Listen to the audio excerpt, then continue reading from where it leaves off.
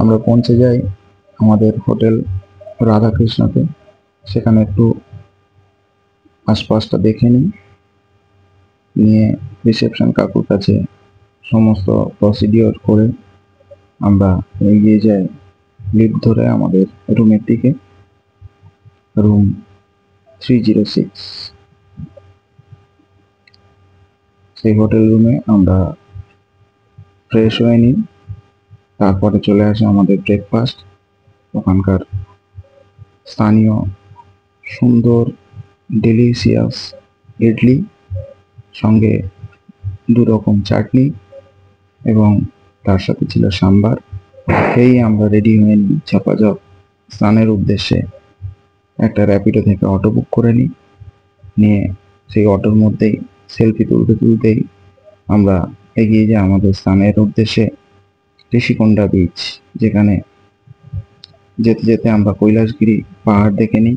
পাহাড়ের গায়েই রয়েছে রোপওয়ে। এখানে বলে রাখি, রোপওয়েতে এই নিচ থেকেই টিকিট কাটতে হবে।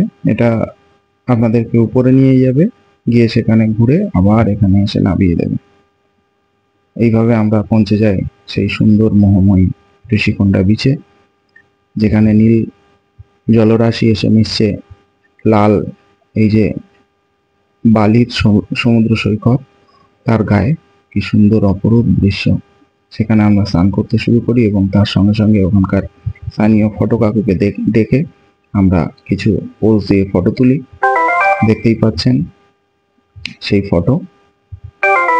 একে একে আমরা ফটোগুলো তুলে এবং তার সাথে মোহময়ী ঋষিকোন্ডা বিচেরও সেই সুন্দর ফটো, যেখানে স্নানরত সমস্ত পর্যটকদের ছবি তুলে আমরা চলে আসি ড্রেস চেঞ্জিং রুমে।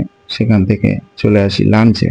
এখানে লাঞ্চে আমরা সাউথ ইন্ডিয়ান ডিশ নিয়েছিলাম, 130 টাকা পড়েছিল, খুবই সুস্বাদু, আপনারাও নিতে পারেন। আমরা লাঞ্চ সেরে আবার র্যাপিডো অটো ধরে চলে আসি সমুদ্র দেখতে দেখতে আমাদের হোটেল রুমের দিকে। হোটেল রুমে এসেই আমার ছেলে সেই লিফটের বোতাম টিপে দেয় এবং সেই লিফটে করে আমরা আবার পৌঁছে যাই আমাদের রুমে। গিয়ে সেখানে ফ্রেশ হয়ে দুপুরের মতো রেস্ট নিয়ে সন্ধ্যায় লোকাল মার্কেটের উদ্দেশ্যে বেরিয়ে যাই। সেখানে গিয়ে আমরা খেয়েছিলাম ডিলিশিয়াস ধোসা এবং নিয়ে নিয়েছিলাম ওয়াও মোমো সেন্টার থেকে এই সুন্দর দার্জিলিং প্যান ফ্রাই মোমো। সত্যি ওয়াও। আমরা সেই মোমো আনপ্যাক করি আবার হোটেলে খুলে। সত্যিই আমরা অবাক হয়ে গেছিলাম যে এতই ডিলিশিয়াস, এত সুন্দর দেখতে আর এত সুন্দর খেতেও।